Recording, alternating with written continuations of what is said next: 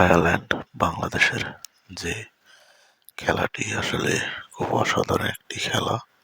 অনেকদিন পর কিন্তু এটা নিয়ে অনেকে সমালোচনা করেন যে আসলে ছোট দলের সাথে ভালো করতেছে, বড় দলের সাথে গিয়ে কিছুই করতে পারেন না। তো আমি মনে করি যে এটা আসলে একদম ভুল ধারণা। কোনো দলই ছোট না, হয়তো একটু 19-20 পার্থক্য থাকে। তো বাংলাদেশ অনেক ভালো খেলছে। অনেকদিন পরে মমিনুলের ব্যাটিং দেখে রান পেলাম 80 রান এবং অপরাজিত।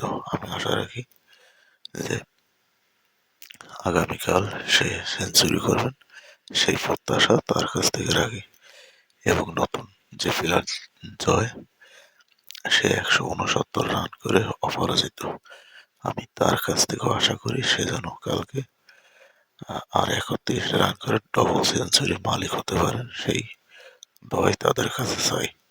এবং আমি চাই যে বাংলাদেশ এই ধারাবাহিকতাটা বজায় রেখে সামনের ম্যাচগুলো যেন আরো ভালো করতে পারেন এবং খেলার ভিতর মুশফিককে আসলে ছাড়িয়ে লিটন দাস কিপিং এ ভালো অবস্থানে আছেন।